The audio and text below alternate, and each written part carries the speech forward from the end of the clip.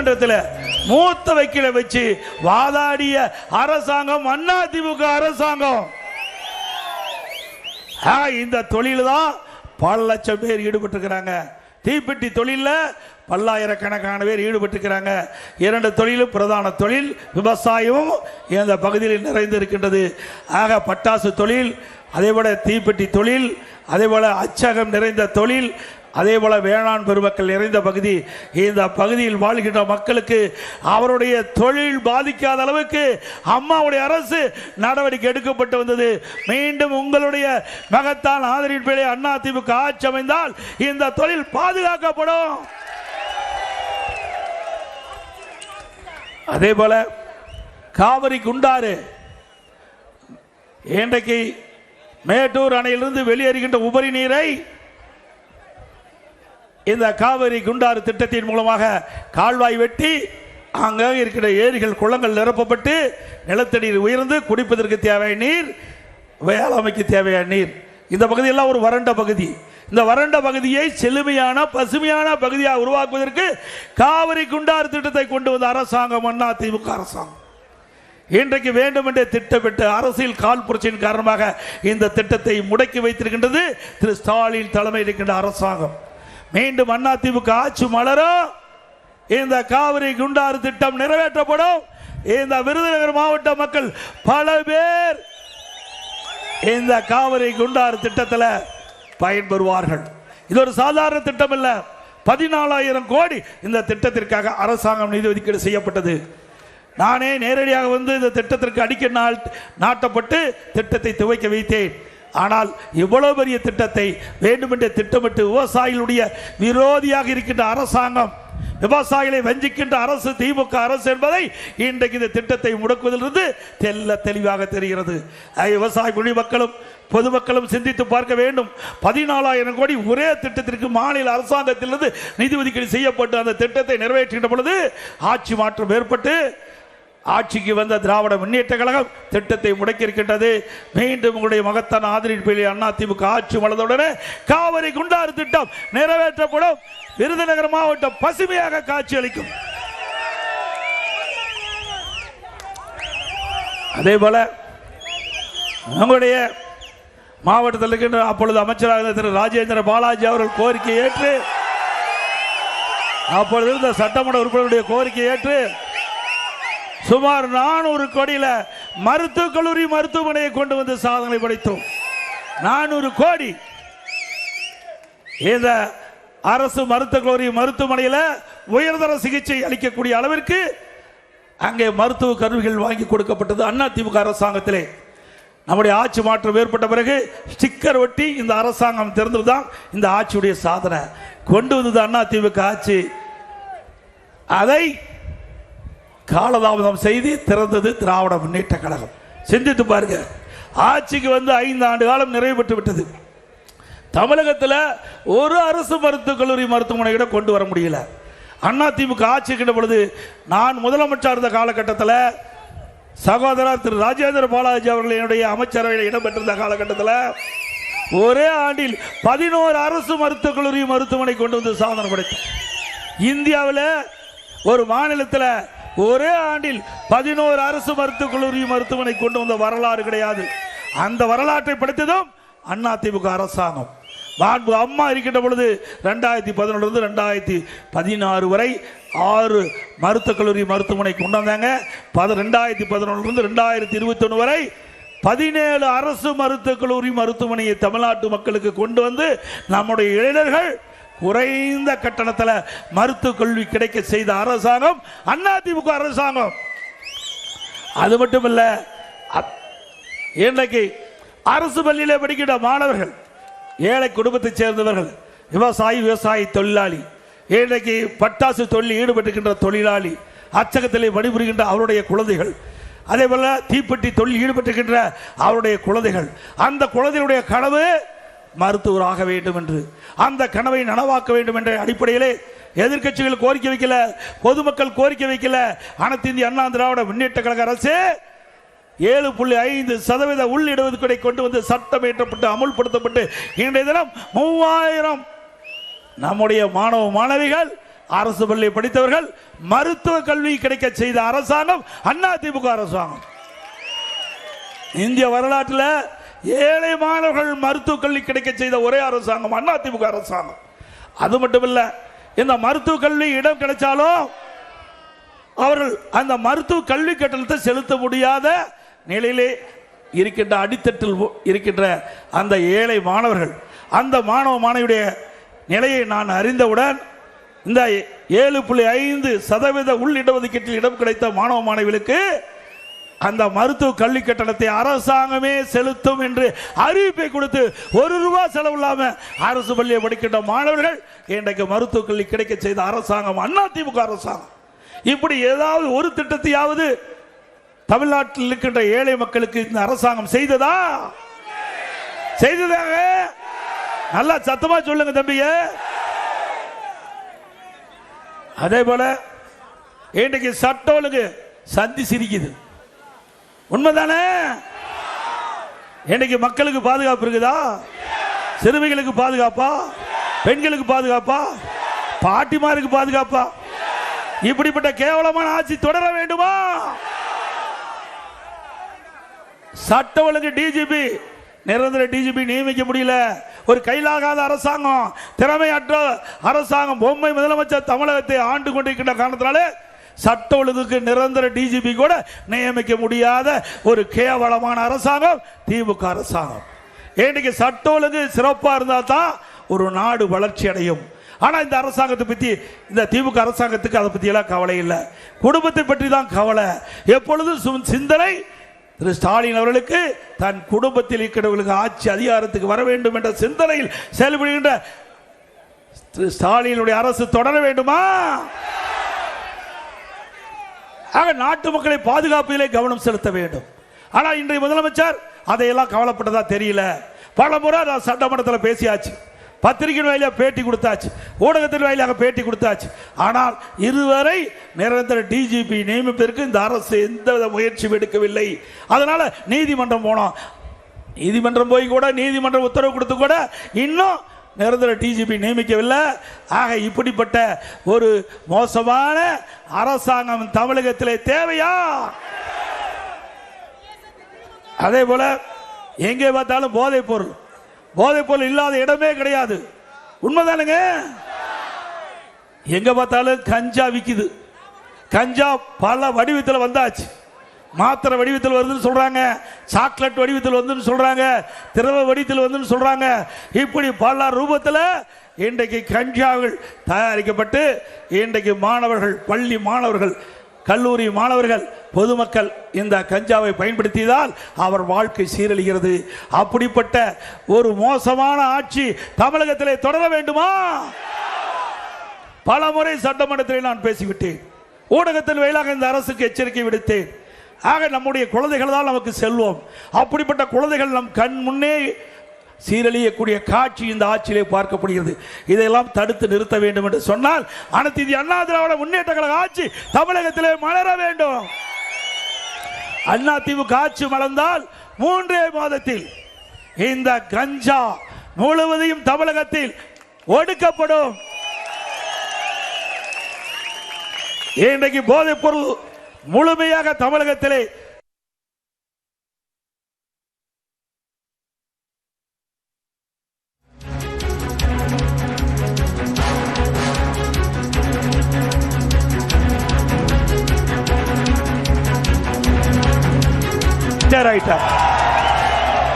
கஞ்சா ஒழிச்ச மாதிரி இல்ல. ஏன்னா கஞ்சா விற்கிறவங்க பெரும்பாலும் ஆளுங்கட்சிக்கு துணை நிற்கிறவங்க கஞ்சாவை விற்கிறாங்க. அப்புறம் எங்க கஞ்சாவை கட்டுப்படுத்த முடியும்? காவல்துறை எவ்வளவு முயற்சி பண்ணுச்சு, ஒன்னும் நடக்கல. அது மட்டும் இல்ல, காவல்துறைக்கே பாதுகாப்பு இல்ல. போதை ஆசாமியால எகிரி எகிரி காவல்துறை அதிகாரிகளை அடிக்கிறாங்க.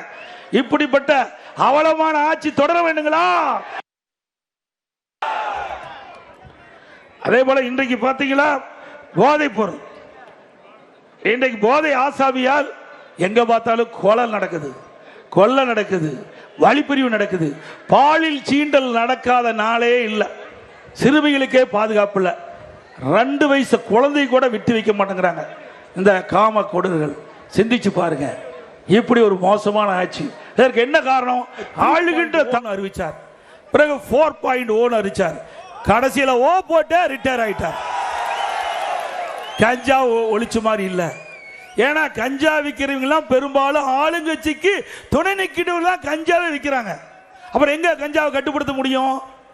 காவல்துறை எவ்வளவு முயற்சி பண்ணுச்சு, ஒன்றும் நடக்கல. அது மட்டும் இல்ல, காவல்துறைக்கே பாதுகாப்பு இல்ல. போதை ஆசாமியால எகிரி எகிரி காவல்துறை அதிகாரிகளை அடிக்கிறாங்க.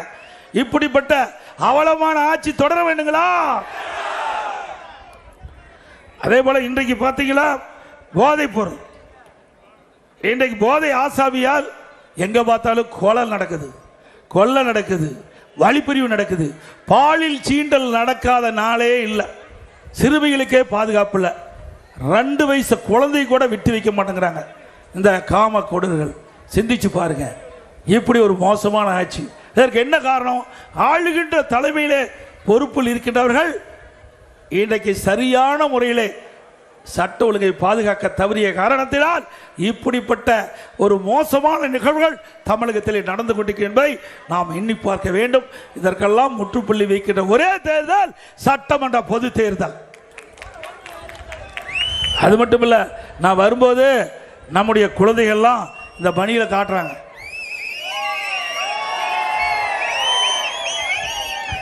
அண்ணா திமுக ஆட்சி வர வேணும், திமுக ஆட்சி வேண்டாம்.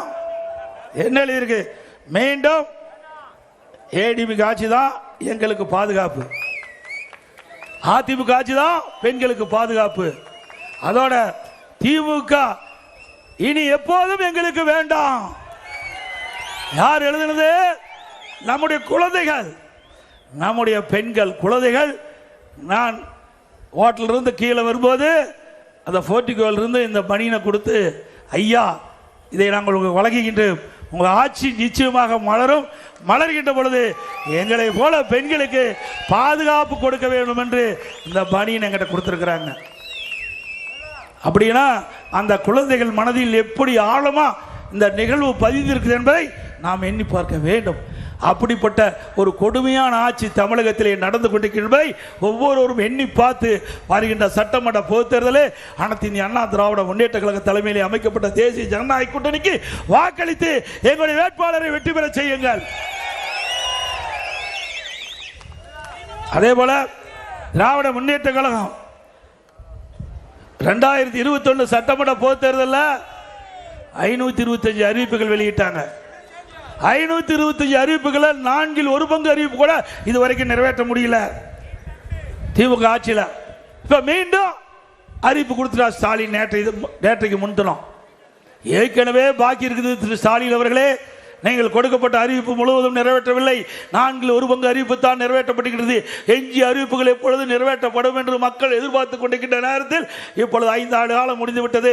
இப்பொழுது தேர்தல் மீண்டும் வருகிறது.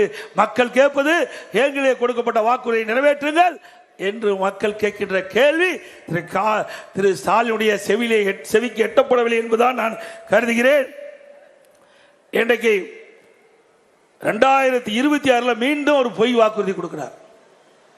ஏற்கனவே கொடுக்கப்பட்ட வாக்குறுதியை நிறைவேற்ற முடியல. இன்றைக்கு முக்கியமான வாக்குறுதி, நம்முடைய இளைஞர்கள் மாணவர்கள் வங்கியில் வாங்கிய கடன் ரத்து பண்ணாங்களா? மாதந்தோறும் கேஸ் சிலிண்டருக்கு மானியம் கொடுக்கறாங்களா? கொடுத்தாங்களா? பெட்ரோல் டீசல் குறைக்கிறாங்களா? குறைச்சாங்களா?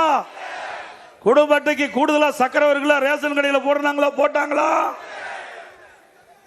இப்படி 100 நாள் வேலை திட்டத்தை 150 உயர்த்தினாங்களாமா? அத்தனையும் பச்சை பொய். அதை அப்படியே கை கேள்வி விட்டுட்டார். மீண்டும் 2026 இப்பொழுது நடைபெறுகின்ற சட்டமன்ற பொதுத் தேர்தலில் மீண்டும் திராவிட முன்னேற்ற கழகத்தின் சார்பாக புது அறிவிப்புகளை வெளியிட்டார். ஆக இப்படி மக்களை ஏமாற்றுகிற அரசுதான் திராவிட முன்னேற்ற கழக அரசு என்பதை நேரத்தில் நாம் எண்ணி பார்க்க வேண்டும். அதே போல இன்றைக்கு படித்த இளைஞர்களுக்கு இந்த ஆட்சியில் வேலை வாய்ப்பு கிடையாது. இன்றைக்கு மின்கட்டண உயர்வால் சிறு குறு நடுத்தரவுகள் கடுமையாக பாதிக்கப்பட்டன. இங்கே அச்சகம் நிறைந்திருக்குது. இதெல்லாம் மின்கட்டண உயர்வால் கடுமையாக பாதிக்கப்பட்டுகிறது. அது மட்டுமல்ல, இன்றைக்கு எல்லா பகுதியிலும் மின்கட்டணம் உயர்ந்தாச்சு. வீடுகளுக்கு நீங்க பார்த்தீங்கன்னா 52% உயர்த்தினாங்க. இந்த ஆட்சிக்கு வந்த உடனே 52% மின்கட்டண உயர்வு. ஆண்டுக்கு 5% உயர்ந்துட்டாங்க. 3 ஆண்டுல 15% மின் கட்டண உயர்வு. ஆக இப்பொழுது அண்ணா திமுக ஆட்சிக்கு திமுக ஆட்சிக்குள்ள வேறுபாடு, அண்ணா திமுக ஆட்சியை விட திமுக ஆட்சியில் இப்போ 67% மின் கட்டண உயர்வு. இன்றைக்கு மக்கள் கடுமையாக பாதிக்கப்பட்டிருக்காங்க. கடைக்கு மின் கட்டண உயர்வு, ஆண்டுக்கு 5% உயர்வு.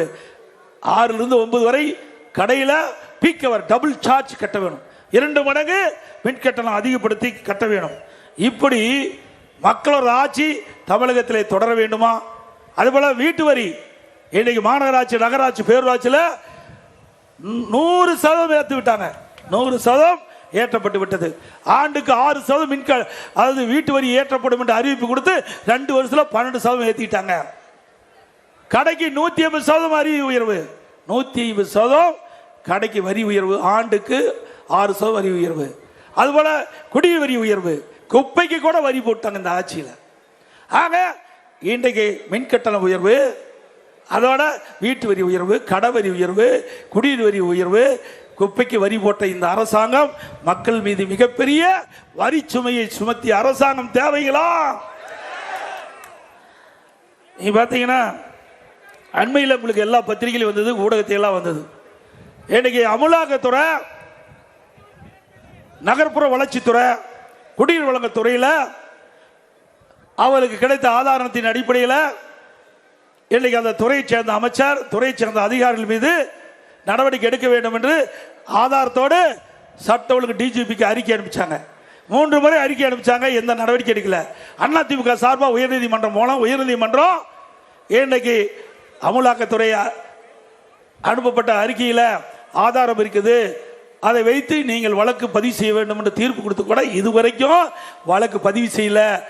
ஆக இன்றைக்கு இந்த 2 துறையில் பல கோடி ரூபாய், 1000 கோடிக்கு மேல ஊழல் நடைபெற்றதாக அமலாக்கத்துறை தெரிவிக்கப்பட்டிருக்கிறது. ஆதாரத்தோட மீண்டும் அதிமுக ஆட்சி மலரும், சம்பந்தப்பட்ட துறையில் இருக்கின்ற அதிகாரி மீதும் அமைச்சர் மீதும் நடவடிக்கை எடுக்கப்படும். அதோட 2 வருஷத்துக்கு முந்தி அப்பொழுது நிதியமைச்சராக இருந்தார் திரு பல்வேல் தியாகராஜன் ஒரு அமைச்சர் இருந்தார். எல்லா ஆடியோகளையும் பார்த்துருப்பீங்க. அப்போ அவர் தெரிவிக்கிறார் ஆடியோ மூலமாக, திரு உதயநிதி அவர்களும் திரு சபரீசன் அவர்களும் 30,000 கோடி கையில் வைத்துக் கொண்டு என்ன செய்வது என்று தடுமாறி கொண்டிருப்பதாக அந்த ஆடியோ செய்தி வெளிவந்தது. வந்ததில்ல? எல்லாம் பார்த்துருப்பீங்களா? இது வரைக்கும் முதலமைச்சர் எந்த பதிலும் இல்லை.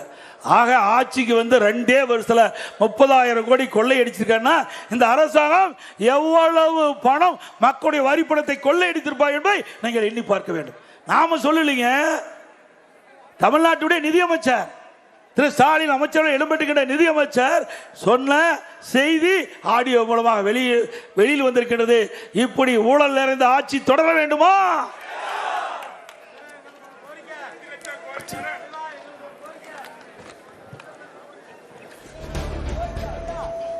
விலைவாசி உயர்வு, திராவிட முன்னேற்ற கழகம் எப்பொழுதெல்லாம் ஆட்சிக்கு வருகிறதோ அப்போதெல்லாம் விலைவாசி விண்ணை முட்டுகின்ற அளவுக்கு விலை உயர்ந்து விடும். உணவுப் பொருட்கள் கடுமையாக விலை உயர்ந்துட்டது. இன்னைக்கு பெரும்பாலும் இந்த விருதுநகர் மாவட்டத்தில் இருக்கின்ற மக்கள் நீங்க எண்ணி பாருங்க, சிவகாசியில் இருந்தாலும் சரி, இன்னைக்கு மற்ற பகுதியில் இருந்தாலும் சரி, இன்னைக்கு தொழிலாளர்கள் நிறைந்த பகுதி. இவள் அத்தனை பேரும் வேலைக்கு சென்று, அப்படி வேலைக்கு சென்றால் தான் அவர் வீட்டில் அடுப்பு எரியும். அப்படி அடித்தட்டிலே வாழ்கின்ற மக்கள் இந்த விலைவாசி உயர்வால் கடுமையாக பாதிக்கப்பட்டிருக்கிறாங்க. அந்த பாதிப்பிலிருந்து அந்த ஏழை மக்களை மீட்டெடுப்பிற்கு இந்த அரசாங்கம் எந்தவித நடவடிக்கையும் இதுவரைக்கும் எடுக்கல. இன்றைக்கு அரிசி விலை உயர்ந்தாச்சு, கிட்டத்தட்ட 30 ரூபாய் உயர்ந்திருக்குது. அதே போல இட்லி அரிசி, பொன்னி புழுங்கல் அரிசிலாம் 35 ரூபா ஒரு கிலோவுக்கு அதிகரிச்சிருக்குது அதிமுக ஆட்சியோட. கடல் எண்ணெய் 1 கிலோ 70 ரூபா திமுக ஆட்சியில் விலை உயர்ந்திருக்குது. நல்லெண்ணெய் 1 கிலோ 250 ரூபா திமுக ஆட்சியில் விலை உயர்ந்திருக்குது. பருப்பு விலை கிட்டத்தட்ட 44 ரூபா 46 ரூபா விலை உயர்ந்திருக்குது. அதே போல உளுத்தம் பருப்பு கிட்டத்தட்ட 41 ரூபா விலை உயர்ந்திருக்குது. இப்படி உணவுப் பொருட்களுடைய விலை விண்ணை முட்டிக்கிட்ட அளவுக்கு விலை உயர்ந்திருக்குது. ஆனால் இதை குறைப்பதற்கு இந்த அரசு எந்த நடவடிக்கை எடுக்கல. இதனால் ஏழை மக்கள் கடுமையாக பாதிச்சிருக்கிறாங்க.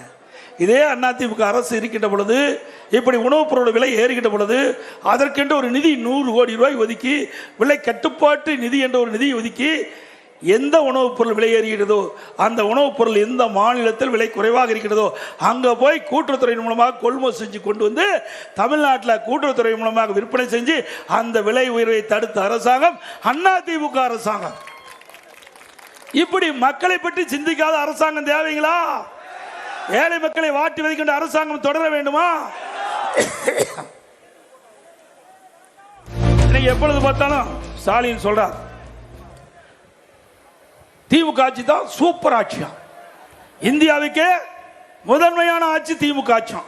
எதில் ஊழல் செய்வதில் நம்பர் 1 ஆட்சி திமுக ஆட்சி. உண்மைதானே? டாஸ்மாக்ல ஊழல், பல துறைகளின் ஊழல், ஊழல் நிறைந்த அரசாங்கம் திமுக அரசாங்கம். இந்தியாவில் பல மாநிலம் இருக்குது. ஆனால் திரு கருணாநிதி அவர்கள் முதலமைச்சர் இருந்த காலகட்டத்தில் ஊழலுக்காக கலைக்கப்பட்ட ஒரே அரசாங்கம் திமுக அரசாங்கம். உண்மைதானே? எந்த அரசாங்கம் இதுவரை ஊழலுக்காக கலைக்கப்படல, திமுக அரசாங்கம் தான் கலைக்கப்பட்டிருக்கிறது. ஊழலில் ஊற்றுக்கண் திமுக, திமுகனா ஊழல், ஊழல்னா திமுக, ரெண்டையும் பிரிச்சு பார்க்க முடியாது. அப்படி ஒன்னோட ஒண்ணு மெர்ஜி ஆயிட்டு. அப்படிப்பட்ட திமுக அரசாங்கம் மீண்டும் தொடர வேண்டுங்களா?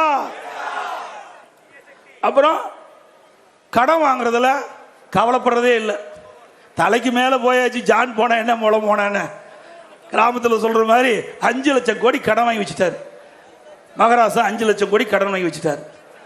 இதையெல்லாம் நாம தாங்க கட்ட வேணும். எல்லாம் வர்றீங்க, வேடிக்கை பார்க்குறீங்க, நாங்கள் பேசுறத கேட்கற நினைக்காதீங்க. உங்களுடைய தலையில் சுமத்தப்பட்ட கடன் 5 லட்சம் கோடி. 5 லட்சம் கோடி சாதாரண விஷயம் இல்லைங்க. தமிழகத்தில் 73 ஆண்டு காலம் பல கட்சிகள் தமிழகத்தை ஆண்டு இருக்குது, ஆட்சி புரிந்திருக்குது. 2021 வரை தமிழகத்தினுடைய கடன் அளவு 4,85,000 கோடி. திமுக ஆட்சிக்கு வந்து 2021 2026 வரைக்கும் 5 ஆண்டுல 5 லட்சம் கோடி கடன் வாங்கியிருக்கிறாங்க. அப்படின்னா இந்த ஆட்சியில் எப்படி கடன் வாங்கப்பட்டது என்பதை நாம் ஒவ்வொருவரும் சிந்திக்க வேண்டிய காலம் இந்த காலகட்டம். சிந்திச்சு பார்க்க வேண்டும். இப்படிப்பட்ட ஒரு கேடுகட்ட அரசாங்கம் தேவையா? அதோட ஸ்டாலின் சொல்லுகிறார், எங்களுக்கு மத்திய அரசாங்கம் பணம் கொடுக்கலீங்க. ஏங்க நீங்க கடன், நாங்களும் தான் ஆட்சி செஞ்சோம், இவ்வளவு கடன் வாங்கலையே. கொரோனா காலங்க, 1 வருடம் அரசாங்கத்துக்கு 1 ரூபாய் வரி வருவாய் கிடையாது. 1 ரூபாய் வரி வருவாய் கிடையாது. உங்களுக்கு அத்தனை பேருக்கும் தெரியும். கொரோனா காலத்தில் வெளிவர முடிஞ்சுதா? சொல்லுங்க, வெளிவர முடிஞ்சுதா? 1 வருஷம் ஒரு முகத்தை ஒருத்தர் பார்க்க முடியல. இன்றைக்கு காட்டிலே எளிதாக பரவக்கூடிய வைரஸ் நோய் கொரோனா வைரஸ் நோய். அந்த நோய் ஒருவரை தாக்கப்பட்டால் உயிருக்கு ஆபத்து. அதிலிருந்து அதிமுக அரசு பொழுது மக்களை பாதுகாத்த அரசாங்கம் அதிமுக அரசாங்கம். விலை மதிக்க முடியாத உயிரை நாங்கள் காப்பாற்றணும். அப்படி இந்த அரசாங்கத்துக்கு ஏதாவது சோதனை வந்ததா? நான் முதலமைச்சர் பதவி ஏற்கின்ற பொழுது கடுமையான வறட்சி, குடிப்பதற்கு கூட தண்ணீர் கிடையாது. அந்த காலகட்டத்திலும் மக்களுக்கு தடையில்லாம பாதுகாக்கப்பட்ட தண்ணீரை கொடுத்தோம். 2வது கடுமையான புயல் டெல்டா மாவட்டம் முழுவதும் புரட்டி போட்டு போய்விட்டது. விவசாயிகள் பெரிய பாதிப்பு, பல வீடுகள் சேதமடைந்து உடைமைகளுக்கு பாதுகாப்பு இல்லை, உடைமைகள்லாம் சேதமடைஞ்சது. அதற்கு தேவை நிவாரணத்தை கொடுத்தோம். அதுக்கு பிறகு கொரோனா 1 வருஷம் வருமானம் கிடையாது. டாஸ்மாக் கடையில் வருமானம் கிடையாது, ஜிஎஸ்டியில் வருமானம் கிடையாது, கலால் வருமானம் கிடையாது, ரோட் டாக்ஸ் வருமானம் கிடையாது, பத்திரப்பதிவு வருமானம் கிடையாது. 1 ரூபாய் வரி வருவாய் இல்லாம ஆட்சி செய்த ஒரே அரசாங்கம் அதிமுக அரசாங்கம். கொரோனாவுக்காக சிவகாசியில் பரப்புரையில் ஈடுபட்ட அதிமுக பொதுச் செயலாளர் எடப்பாடி பழனிசாமி திமுக ஆட்சி குறித்தும் அவர்களுடைய செயல்பாடுகள் குறித்தும் பல்வேறு கடுமையான விமர்சனங்களை முன்வைத்துள்ளார்.